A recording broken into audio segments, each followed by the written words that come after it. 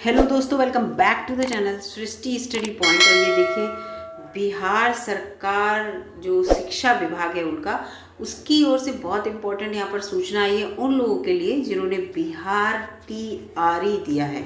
यानी कि बिहार में जो टीचर रिक्रूटमेंट एग्ज़ाम था वो दे रखा है, और उनको जो है पास होने के बाद क्या प्रक्रिया अपनानी है, उनको कैसे लेटर मिलेगा, कहाँ लेटर मिलेगा, क्या क्या डॉक्यूमेंट लेके जानी है, ये सारी जानकारी इस वीडियो में देने वाली हूँ। इस सूचना में सारी जानकारी यहाँ पर है।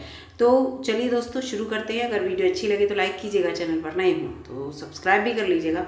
ये देखिए, एदत द्वारा बिहार लोक सेवा आयोग द्वारा प्रकाशित जो विज्ञापन था आपका शिक्षकों की भर्ती के लिए, उसके सफल लिखा है, सफल एवं आयोग द्वारा विभिन्न कोटि के अध्यापकों पर नियुक्ति हेतु, ठीक है, नियुक्ति आपकी कहाँ होनी है, इससे रिलेटेड अनुशंसित अभ्यर्थियों, संबंधित जिला शिक्षा पदाधिकारियों और अन्य संबद्ध पदाधिकारियों और कर्मियों को सूचित किया जाता है। यानी कि इसमें अभ्यर्थी को भी सूचित किया गया है, आपको क्या क्या डॉक्यूमेंट ले जाने हैं, कितने बजे पहुंचना है अगर आप सफल अभ्यर्थियों की लिस्ट में आ जाते हैं, और कब तक आपका रिजल्ट आएगा, ये सब अभी आपको बताऊंगी।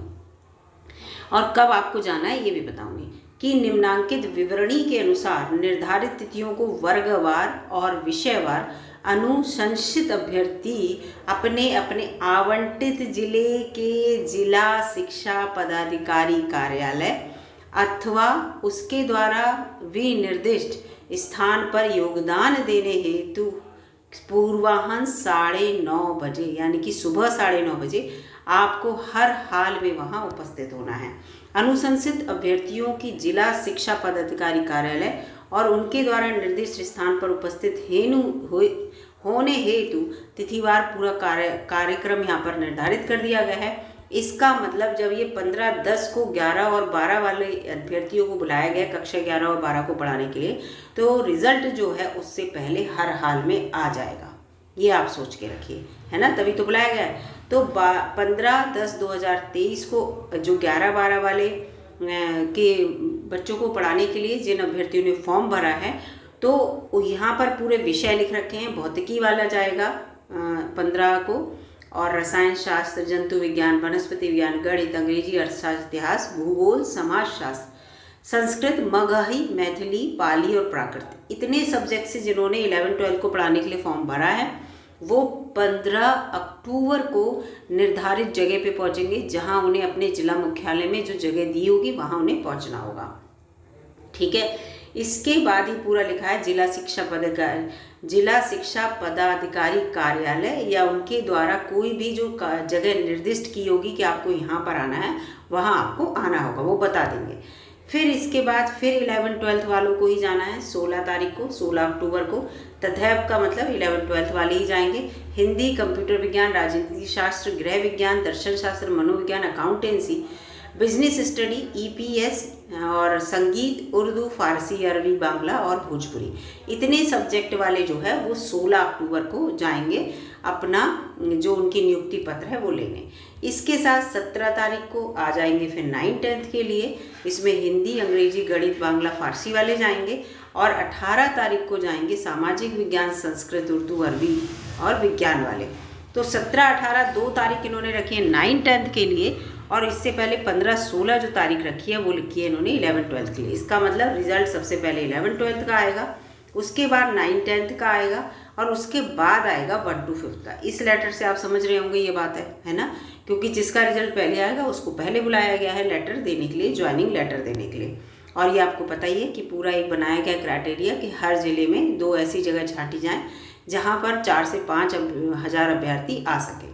फिर 17 तारीख और 18 में बता ही चुकी हूँ। अब आ जाते हैं 19 और 20। 19 और 20 इन्होंने प्राइमरी के लिए रखी हुई हैं। इसका मतलब प्राइमरी का भी रिजल्ट पहले आएगा। तो उर्दू और बांग्ला वालों को उन्होंने 19 को बुलाया है, और उसके अलावा जितने जो सामान्य के लिए हैं 1-5 के लिए, ठीक है, तो उनके लिए इन्होंने 20 तारीख को बुलाया है। अब यहाँ पर 1-5 के लिए सबसे ज़्यादा ज़रूरी हो जाता है कि क्या पहले उनका डॉक्यूमेंट वेरिफिकेशन होगा या उन्हें नियुक्ति पत्र दे दिया जाएगा। क्योंकि यहाँ पर देखिए पूरा लिखा है कि नियुक्ति हेतु, ठीक है, नियुक्ति हेतु जो अनुशंसित अभ्यर्थी हैं उनको सूचित किया जाता है कि उनको यहाँ पर पहुँचना है। अब यहाँ पर ये काउंसलिंग के लिए पहुँचना होगा। नियुक्ति पत्र तो बाद में मिलेंगे, पहले काउंसलिंग होगी, है ना। काउंसलिंग होनी चाहिए पहले, और काउंसलिंग आपकी ऑनलाइन मोड पे होगी, ये इन्होंने बता दिया सब कुछ। तो यहाँ पर ये चीज़ जो है अभी तक क्लियर नहीं हो पा रही 1 to 5 की, क्योंकि पहले ये कहा जा रहा था कि 1 लाख अभ्यर्थियों को 1 to 5 वालों को शॉर्ट लिस्टेड किया जाएगा, और शॉर्ट लिस्टेड करने के बाद उनका डॉक्यूमेंट वेरिफिकेशन होगा, उसके बाद उनकी काउंसलिंग होगी। ये बात पहले चल रही थी, ठीक है। अब यहाँ पर देखते हैं कि क्या क्या डॉक्यूमेंट अभ्यर्थी को लेके जाना है इन तिथियों में, जो ये तिथियाँ दे रखी हैं, ठीक है। तो अब वो देखते हैं। ये देखिए, ये है सबसे इम्पॉर्टेंट आपके लिए न्यूज़।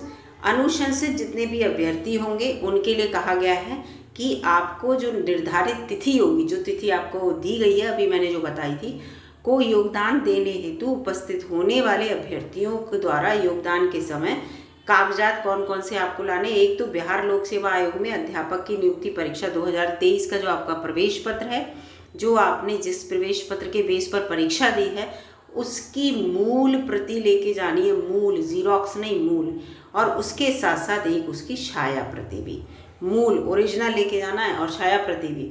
सभी शैक्षणिक प्रमाण पत्र और को मूल रूप से ले जाना है, ओरिजिनल डॉक्यूमेंट जितने भी आपने अपने फॉर्म में लगाए थे, उसके साथ साथ एक एक उनकी क्या है, छाया प्रति यानी कि जीरोक्स लेके जानी है। एक की जगह आप 2 ले जाइए, ठीक है, क्योंकि क्या पता वहाँ पर और मांगने लगे। इसके साथ साथ अगर आप 1 to 5 हैं तो आपका CTET या BTET होगा, अदरवाइज क्या होगा, आपका STET होगा 11th 12th और 9th 10th के लिए। तो अगर आप जिस कैटेगरी के अकॉर्डिंग है वो अपना सर्टिफिकेट लेके जाइए, प्रमाण पत्र मूल रूप से, और उसकी भी जीरोक्स आपको लेके जानी है। और जिन लोगों का CTET का रिजल्ट आ गया है उनकी मार्कशीट तो आई नहीं होगी, CTET 2023 की बात कर रही हूँ मैं, ठीक है। तो वो अपनी जो कंप्यूटर से डाउनलोड करके प्रिंट आउट निकाल के लेके जाइएगा। पासपोर्ट साइज आपको 3 फोटोग्राफ ले जानी है, बिल्कुल वैसे ही जैसे जब आपने आयोग के द्वारा जो आयोजित परीक्षा थी उसमें शामिल होने से पूर्व आयोग में ऑनलाइन या ऑफलाइन आपने जमा किया है, आपको उसी तरह का फ़ोटो लेके जाना है। ऐसा नहीं कि आप फ़ोटो कोई दूसरा ले जाएं। आरक्षण का अगर आपने दावा किया है तो उससे रिलेटेड मूल प्रमाण पत्र ले जाएंगे और उसका जीरोक्स भी ले जाएंगे। जन्म तिथि को लेकर कोई भी आप छूट चाह रहे हैं तो भी उसका प्रमाण पत्र ओरिजिनल रूप से ले जाएंगे और उसकी छाया प्रति ले जाएंगे।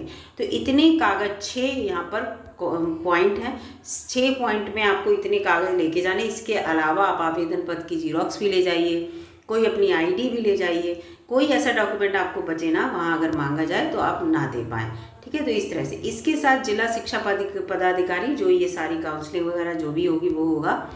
तो इसमें क्या है, अनुशंसित अभ्यर्थियों के योगदान हेतु योगदान स्थल पर चयन, योगदान स्थल का जो चयन किया है वहाँ तक पहुँचने के लिए बच्चों को आपको बताना होगा, सूचना पट पे लगाना होगा कि कहाँ पहुँचना है, पूरा निर्दिष्ट करना होगा। इसके साथ साथ योगदान स्थल पर आवश्यक विषयवार आपको काउंटर लगाने होंगे कि कौन से विषय के अभ्यर्थी कौन से काउंटर पे जाएंगे, भीड़ ना लगे, इसलिए काउंटर वाइज सब कुछ अरेंजमेंट होना चाहिए कि हिंदी के अभ्यर्थी यहाँ पे आएँ, गणित वाले यहाँ पे आए, विज्ञान वाले यहाँ पे आए। इस तरह से निर्धारित काउंटर पर कर्मियों का प्रतिनियोजन होना चाहिए, अच्छे से कर्मी लगे हों, अगर उनके सब्स्टिट्यूट भी लगे हों, अगर कोई कर्मी बीमार या कोई दिक्कत हो तो दूसरा तुरंत उसकी जगह काम करे। काउंटर पर आवश्यक उपकरण लगाने जैसे computer, scanner, printer, biometric device, internet की व्यवस्था, ये सब आपको यहाँ पर सुनिश्चित हर हाल में करनी होगी। काउंटर पर व्यवस्था सुनिश्चित करने हेतु पदाधिकारी या कर्मियों की अतिरिक्त व्यवस्था जो मैंने ऊपर बताई थी प्रतिनियोजन वाले में, वो बात मैंने यहाँ पर आपको पहले ही बता दी।